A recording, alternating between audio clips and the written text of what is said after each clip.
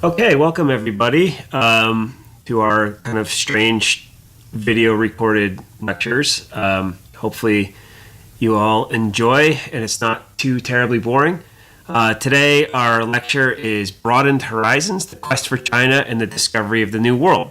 And as you probably remember when we left off last week talking about the Renaissance, this kind of return to the past for sources of knowledge, for sources of art and other things, began to gradually evolve over the course of the Renaissance into people seeking ways to improve upon the wisdom of the ancient Greeks and Romans.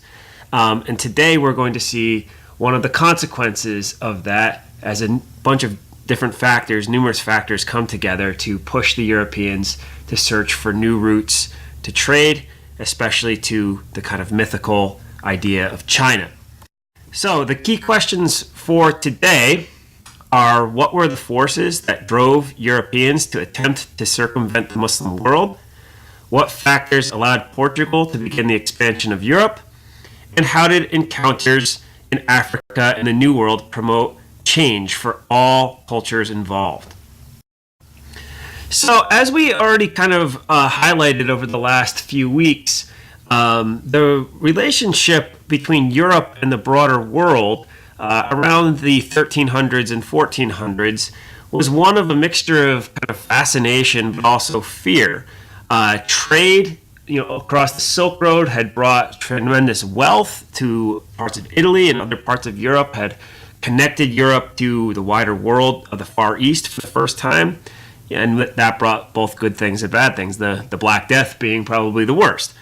But aside from that, there was also a growing fear because this trade from the Far East or from India or from the Maghreb, Northern Africa, all passed through the hands of various Muslim states and Muslim kingdoms.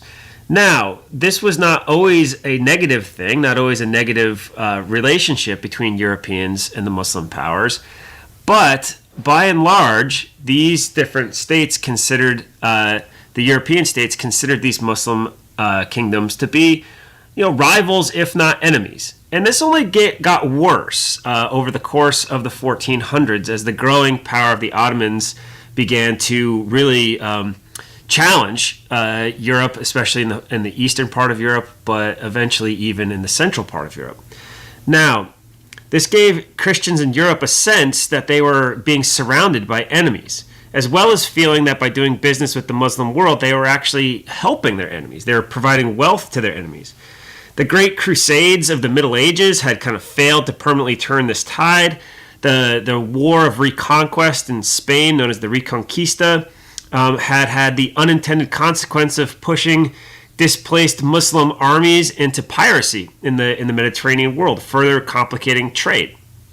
Now, all of this was kind of exacerbated by a feeling, like I said, that the Ottoman Empire was actually literally going to overwhelm all of Europe.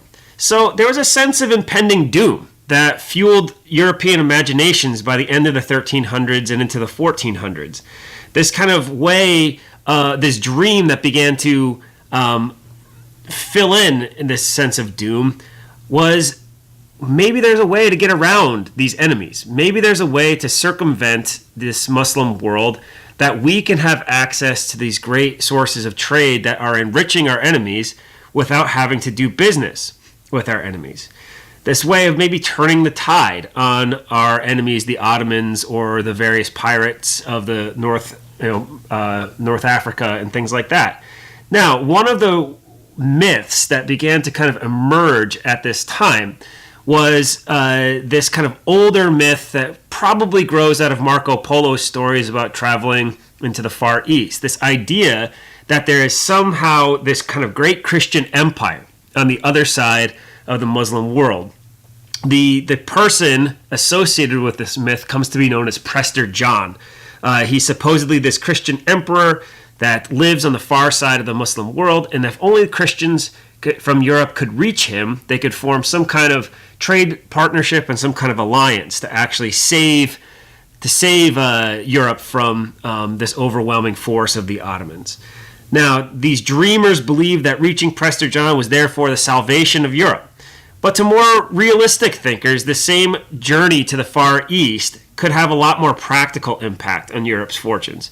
Accessing the trade of India and the trade of China without going through the Muslim middleman could dramatically boost Europe's wealth, and it could help in its defense against the Ottoman Turks. And if they were lucky, some Europeans thought maybe they could find both this great ally, Prester John, as well as a source of wealth and trade.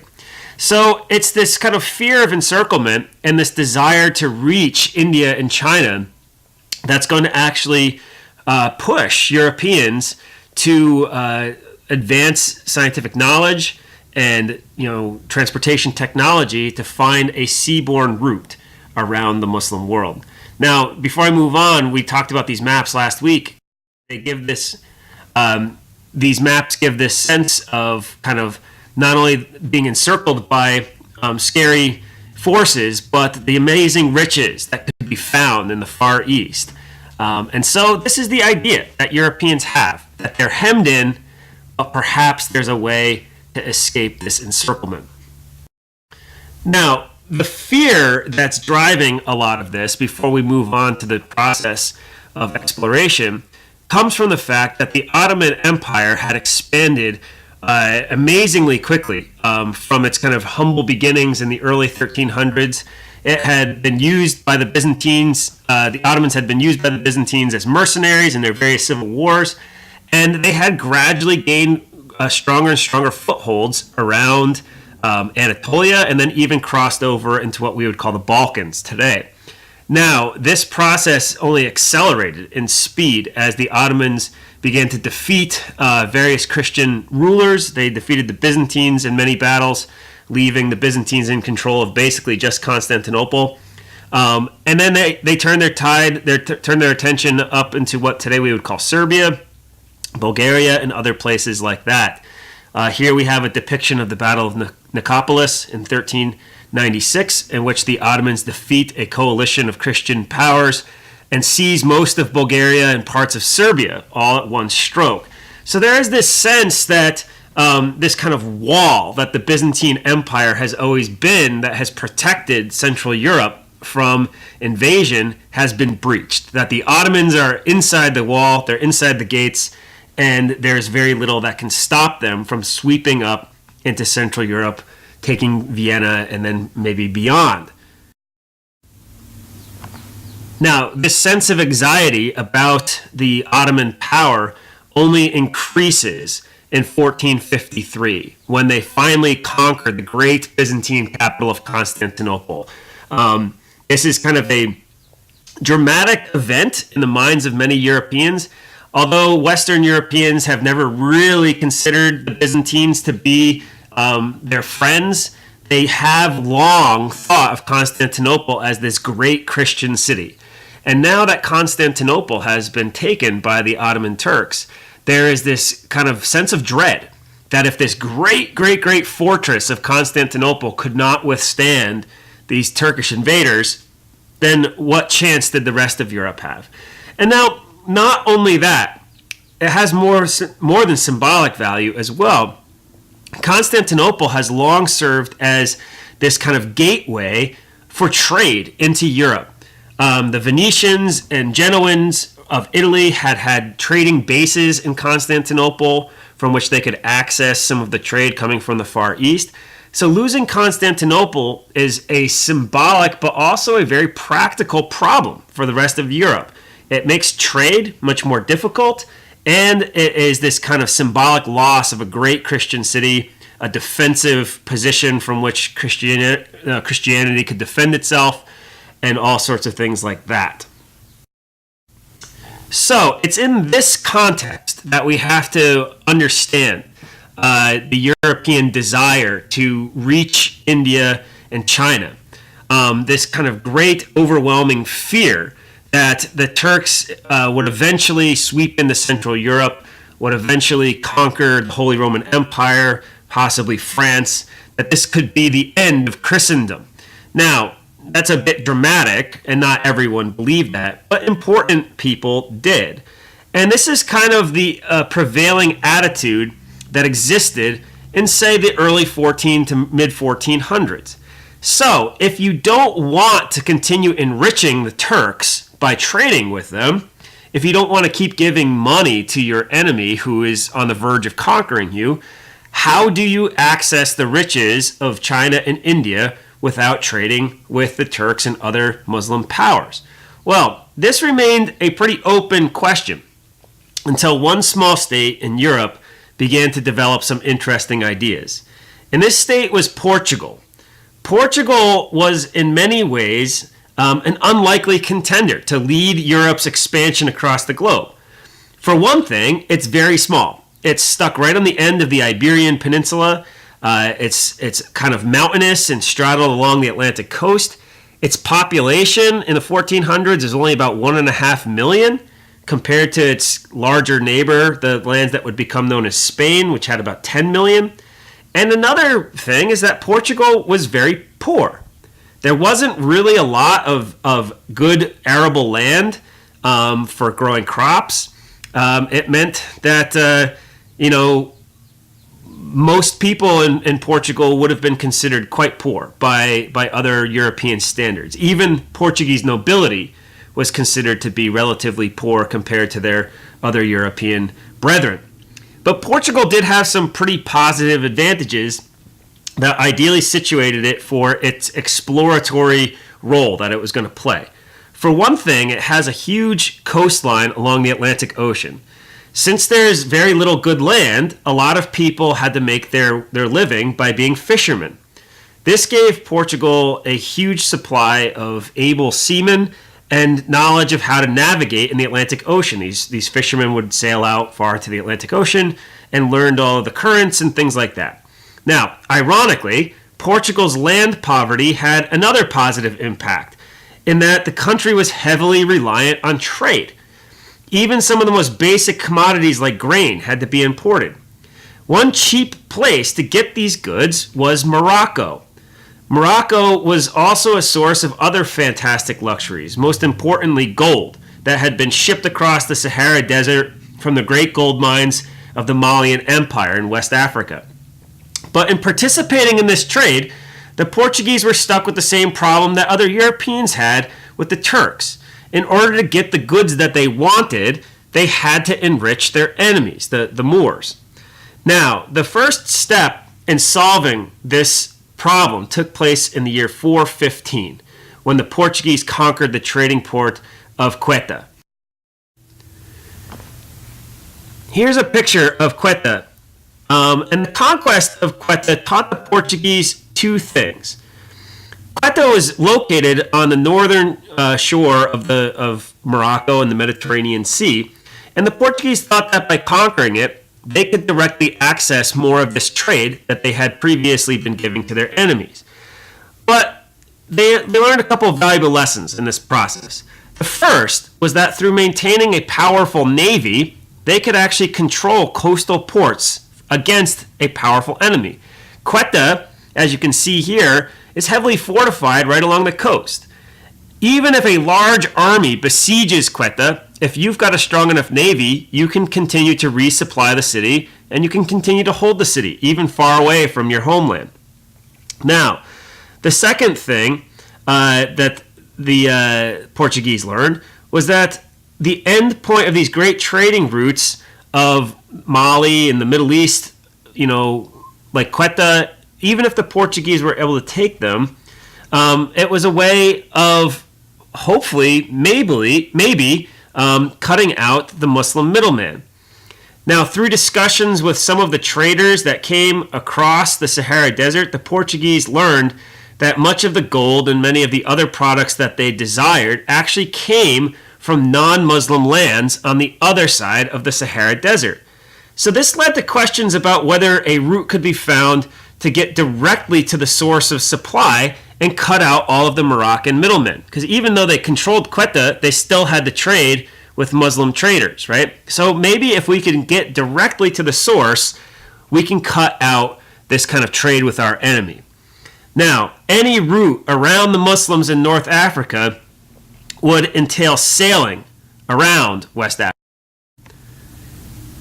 And as you can see on this map, that's a pretty far trip. And it might seem kind of easy to us today. You just hop on a boat and sail around Africa.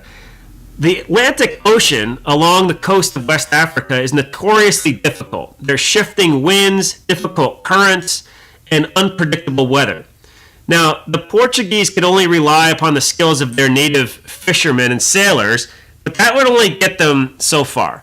Most Portuguese sailors had maybe sailed a few hundred miles out into the Atlantic Ocean from Portugal, and that's probably a stretch. Most people did not venture terribly far because of the limitations on navigation and sailing technology. But the same process of returning to the source that's going to help revolutionize religious thought in Europe, the kind of ideas advocated by Petrarch and others, come into play here. Ironically, for the Muslim powers, it was they themselves that ultimately helped give the Europeans, and the Portuguese in particular, the tools that they would need to begin their great expansion. This is because along the same trade routes that gold and other luxuries moved came ideas. In particular, there came ideas about astronomy and celestial navigation that had been pioneered by the Greeks and perfected by Arabs and Moors and other Muslim traders. Arab inventors had actually created a device called the astrolabe and the quadrant, which allowed navigation in the open sea. As you can probably imagine, when you sail out of sight of land, it becomes quite difficult to actually orient yourself unless you have some fixed point of reference. Well, Arab astronomers had actually developed these devices that you could use to use both the sun and then later the stars at night to actually fix your position in the sea without having to have reference to land. Now, for a long voyage along the Atlantic coast or out into the Atlantic Ocean, obviously being able to navigate even when you can't see land is going to be incredibly important. And this knowledge and the tools that came with it allowed the Portuguese to become more and more adventurous and to launch voyages that were meant to chart meteorology and oceanography. It was during these journeys that some of the islands and archipelagos of the Atlantic, such as Madeira and the Azores, were discovered by Portuguese sailors. Now, here's an actual picture of Portuguese astronomical charts. This is the kind of information that these sailors were gathering on these voyages. Much of this was actually based on Arab work that had been done previously, and the Portuguese actually took these ideas and then built on them, building up a pretty big scientific repository of information and data. Now, the guy who was pretty much responsible for this kind of scientific endeavor was a member of the Portuguese royal family named Prince Henry. He was the son of the king, not in line for the throne. He was a younger son of the king, and he eventually came to be known as the Navigator. Now, Prince Henry himself was not a sailor. In fact, he hated to be out in the ocean. And so it's kind of funny that he gets the name the Navigator, but he got this title because he recognized the importance of Portugal's naval power and the importance of exploration as a means of circumventing the Muslims with whom the Portuguese were nearly constantly at war. Henry became particularly fascinated by this legend of Prester John, this idea that this legendary Christian emperor supposedly lived beyond the Muslim world. To Henry and other people in his court, the key to Portugal's long-term safety and survival was the discovery of the route to Prester John and to secure the trade routes that would bring Portugal wealth and power. So, to do this, Henry actually set up a base in the southern Portuguese town of Sagres, where he invited all of the best humanist scholars and sailors that he could find to bring together all the knowledge acquired from the Arabs, as well as the knowledge the Portuguese themselves had acquired. At Sagres, these scholars began to make technological advances that would allow Portuguese sailors to overcome the many challenges of the Atlantic Ocean. Now, one of the most important of these advances was in ship design. The Portuguese actually perfected the design of a small ship known as the caravel.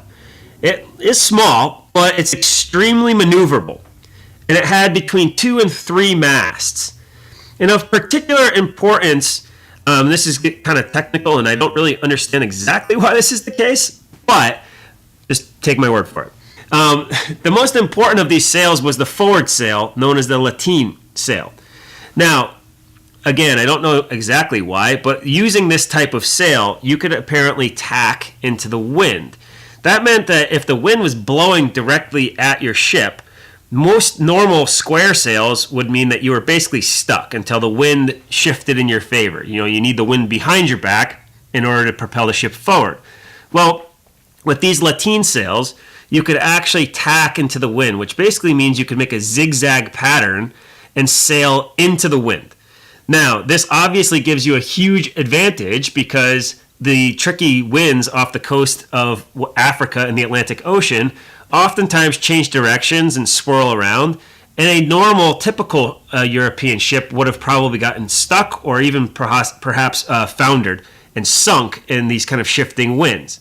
So this gave the Portuguese ships that were able to sail even when the winds weren't favorable to them, and allowed them to go further and further afield. But the small size of the caravel also had some limitations on it, right? I mean, it limits its usefulness for trading because you obviously can't carry very much stuff on it. But that was okay for Prince Henry, at least at first. He was initially more interested in exploring, and his ships progressively reached further and further down the coast of Africa. In 1434, some of his men passed Cape Bojador, which was the furthest any European ship had ever sailed. And so each journey brought them further and further along the coast until in 1444 they actually passed the Sahara Desert, bringing them in contact for the first time with some of the people who produced the goods that they had long bought from Moroccan traders, people who produced the gold and who produced ivory and other things, other luxuries that the Moroccans had always traded. This was when the Portuguese mission began to change. Having achieved this kind of major goal, the explorers therefore had to transfer into becoming traders, merchants.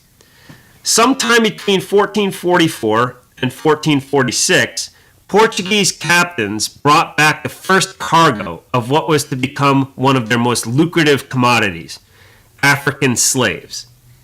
Along with slaves, gold and other precious items began to flow back to Portugal.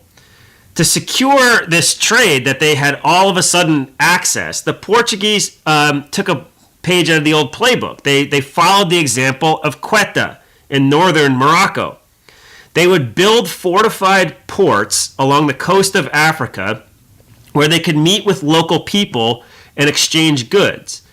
If anything went wrong, if relations went south for any reason, the forts could be closed up and resupplied by sea, and the Portuguese could defend them. So added to this was the fact that they could be increasingly defended from the sea by ships that were bigger and were able to carry more supplies, and crucially, bigger ships mean you can carry more cannons.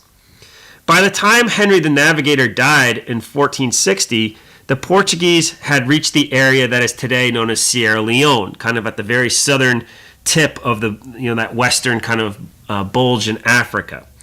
So this kind of process of exploration, switching to trade, means that the Portuguese now are establishing a footprint in Africa, but a very light footprint. They don't have the capability or the power to actually conquer people yet in Africa, but they do have the ability to set up these kind of trading ports that allow them to kind of steal trade from out underneath the feet of the Moroccans. Now, even after the death of Henry, the Portuguese continued to press down the coast, building forts as they went.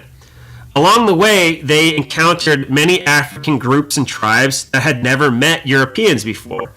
And these groups quickly took advantage of European trade. and even began producing goods tailored for European markets.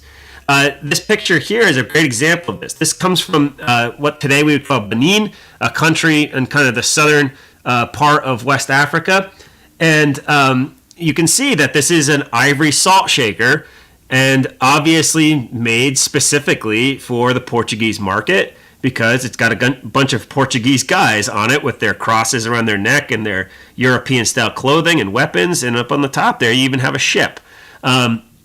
So these African traders are quite quick to adapt and take advantage of this new market. Now, these early European encounters with Africa were, to a large extent, way more positive than they would later become. Because despite the fact that Portuguese merchants do trade some African slaves, the Portuguese saw many of the Africans that they encountered as potential partners rather than inferior beings ready to be conquered. This kind of sense of European superiority that will take place later on in, say, the 19th century, it doesn't exist yet. One of the great examples of this was the Portuguese relationship with the Kingdom of the Congo. The Kingdom of the Congo is in today what we would call the Republic of Congo, the Democratic Republic of Congo, and Angola. Now, the Portuguese reached the Kingdom of the Congo in 1483, and they were welcomed by the leadership of the kingdom, who saw the Portuguese as a potential source of trade and an ally. The initial encounter actually went so well that the Portuguese captain left some of his men behind and took with him several Congolese noblemen to return to Portugal. When they returned a few years later in 1785, these nobles had converted to Christianity and actually encouraged their king, Nzinga Nnuku, to do the same. He actually acquiesced, and he took the name João I, which was actually the name of the king of Portugal as well, kind of honoring the king as his brother king and partner. Now, the relationship between Portugal and the Kingdom of Congo actually grew so strong that a marriage alliance was even struck between the royal houses of Portugal and Congo. The son of King Nzinga actually went by the name of Afonso, and he even sent his son, Henrique, to be trained as a Catholic priest.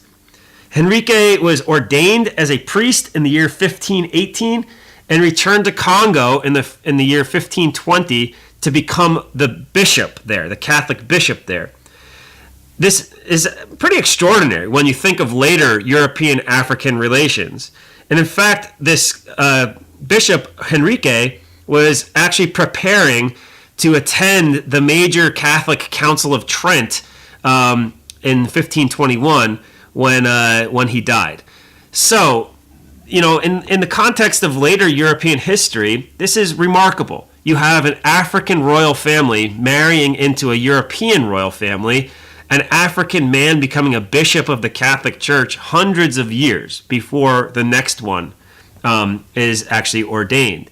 So this just shows that this initial period of exploration is much more on an equal footing than you might have expected. In fact, here's a great example of this kind of encounter, right? This encounter had a profound impact on the Congolese, but it also impacted the Portuguese as well. For one thing, this kind of amazing process of conversion that takes place in Congo sharpens the belief of the Portuguese that they're performing some kind of divinely ordained task, that God has given them this amazing role to spread Christianity down the coast of Africa. They're not only getting around their Muslim rivals, they're spreading Christianity. And in a less holy sense, they're also being tied into the African slave system. And this is another major change for the Portuguese. In some of the islands off the coast of West Africa, which you can kind of see on this map here, the Portuguese actually were able to colonize islands such as Cape Verde and Sao Tome and Principe. The Portuguese were able to defeat and conquer the people who lived on these islands, which were much less numerous than the kingdoms of Africa, and they were able to set up plantations. kind of similar to what they'll do in the New World, what the Spanish will do in the New World. Now, these plantations were set up on these islands of Cape Verde and Sao Tome and Principe, and these are in a tropical zone. That means that they can grow crops there that do not grow in Europe. Most importantly, they can grow sugar. Sugar had traditionally come from India and other places in that region, and therefore had to be traded through the Muslim world to get to Europe. Producing sugar on these islands gives the Portuguese another lucrative product that they can import to Europe and sell to other Europeans, only further enhancing their wealth and prestige. Now, unfortunately, as many of you guys probably know, growing sugar is not easy or fun. It's quite difficult work, and the native islanders of Cape Verde and Sao Tome and Principe quickly died under the kind of harsh conditions imposed on them by the Portuguese. Now, the Portuguese therefore needed workers to work on these sugar plantations. And, I guess fortunately for them, I don't know if fortunately is the right word to use, they already knew of a cheap source of labor that existed not very far away. Remember, the Portuguese had already been dealing in African slaves that they traded with their African partners. The fact that they needed cheap labor on these sugar plantations means that the Portuguese began to import African slaves to work on these plantations in their new colonies of Cape Verde and Sao Tome and Principe. This is going to be an unfortunate model that other Europeans are going to emulate when they found their own colonies in the New World. Now, while all of this is going on, the Portuguese haven't given up on their ultimate goal, which is to completely circumvent the Muslim world to reach the treasures of India and China. Now, in 1488, a Portuguese sea captain named Bartolomeu Diaz passed the Cape of Good Hope in the southern part of Africa and actually entered the Indian Ocean for the first time by sea. This was a pretty major accomplishment, but for a whole series of reasons, it couldn't be followed up for almost a decade. And when it eventually was followed up by the Portuguese captain Vasco da Gama in the years 1497 to 1499, the Portuguese became the first Europeans to reach India by sea. Now, this was a huge first step towards the trading empire that the Portuguese are going to build that's going to last for about 100 years.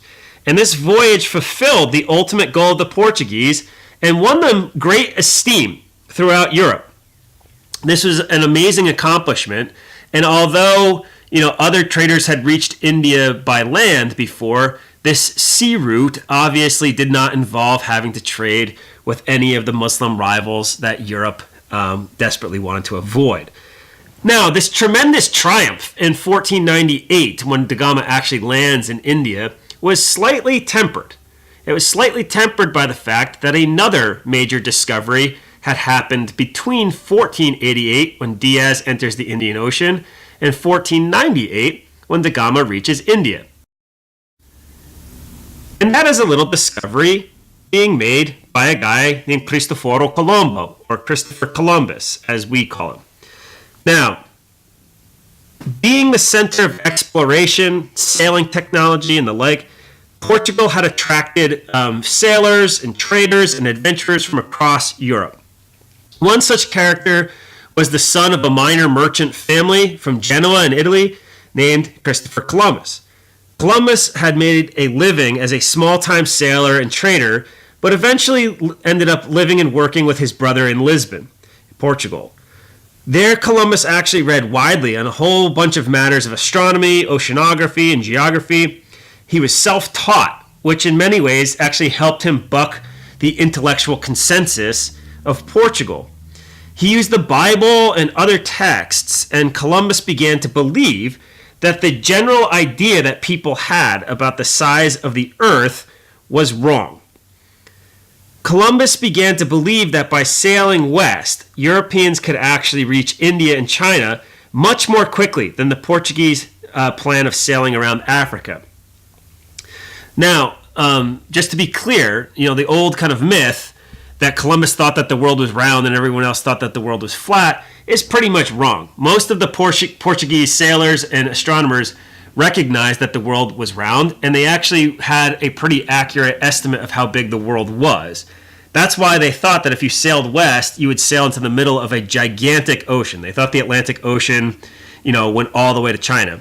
And there would be no way with current sailing technology and current ship size that you'd be able to carry enough supplies to actually make it there without dying, of thirst and hunger in the middle of the ocean. So, Columbus, however, refused to buy this. Columbus furthered his argument. And this is map here shows kind of what Columbus thought that the world looked like. Columbus mixed biblical prophecy, and he stated the goal of building up an alliance with the Chinese and the Indians, the likes of which Marco Polo had actually claimed earlier.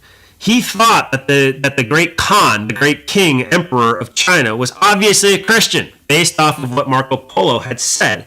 And he thought that by reaching China, Europe could actually form an alliance with this great Chinese emperor that would help them to stop the Turks from conquering Europe. Now, you can probably imagine how well Columbus's plans went down with the technically sophisticated Portuguese court.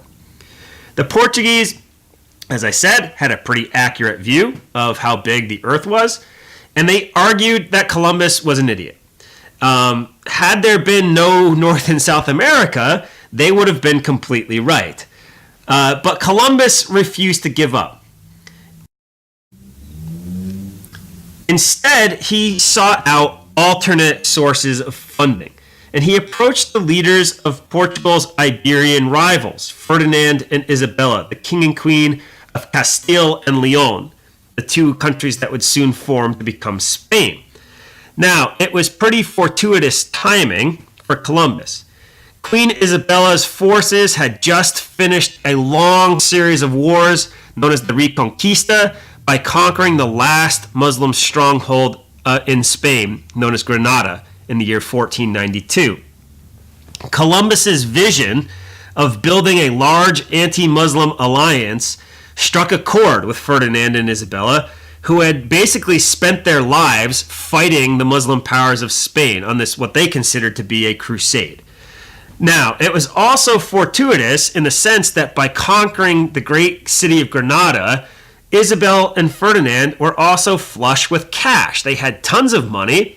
They had this desire to continue their great religious quest, and they bought Columbus's argument that by reaching China, they would not only enrich themselves, but they could form this great Christian alliance with the Christian ruler of China, and that they would be able to continue this war to protect Europe from the Turks.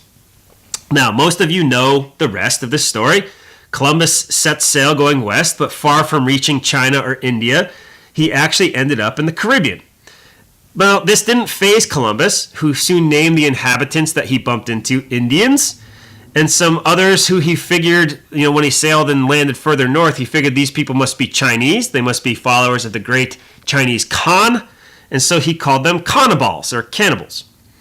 Now, in many ways, Columbus's brilliant mistake was much more significant than reaching China or India. By quote-unquote discovering the New World, Columbus opened the door for the single greatest expansion of one culture and set the stage for Europe's mastery of the entire world. But Columbus's discoveries opened up tensions back home, too. The Pope had actually granted Portugal control of all lands south of the Canary Islands as a reward for all the daring exploration that they had made. Thus, the Portuguese king demanded that these new territories that Columbus discovered be granted to him as well. Now, wanting to keep the peace, the Pope issued a papal bull, which is kind of like a statement of abject truth from the lips of the Pope, granting the lands of the New World to the Spanish. But in a pretty brilliant diplomatic move, the Portuguese were able to negotiate with the Spanish for a dividing line between their sphere of influence and the Spanish sphere of influence. The final settlement was actually solidified by a treaty known as the Treaty of Tordesillas, signed in 1494. This granted the Spanish control of all the territories west of the line that they drew down the middle of the Atlantic Ocean, and the Portuguese control east of it. This seemingly settled the issue, but the Treaty of Tordesillas was only as strong as the Spanish and Portuguese ability to defend it. As you look here on this map, this basically grants the Portuguese rights to trade all around Africa and all around the Indian Ocean and into the Far East, all the way to China. You'll also notice that they didn't realize how far Brazil stuck out from South America. So this line drawn down the middle of the Atlantic Ocean leaves the tip of Brazil in Portuguese territory. Now, if any of you know, the language spoken in Brazil today remains Portuguese, right? And this is because of this treaty. Now, as long as the Spanish and the Portuguese could defend this treaty, they could exclude the rest of Europe. But the treaty also opened up the door to immense conflict, as any attempt by other powers to exploit the wealth of the Indian Ocean trade or of the New World would bring them into conflict with either Spain or Portugal. Now, this scenario became even more complicated, and as we'll see next week, it's going to get immensely complicated when you add the question of religious change into this as well. When the Reformation erupts in the early 1500s, you will have a new breed of Christian, the Protestant, who is going to ignore the Pope's attempts to divide the world. The Reformation is going to provide justification and motivation for other countries to expand their control into the New World, but it's also going to provide even more proof to the Spanish and the Portuguese of God's divine plan. The loss, as they saw it, of millions of souls in Europe to this Protestant heresy is going to be more than made up for by the conversion of millions of souls in the New World. It might even provide the Catholic powers of Europe with the wealth and the power they would need to put an end to the Protestant heresy once and for all. And that's what we're going to start to talk about when I get back. So enjoy the rest of your week, and I will see you on Friday.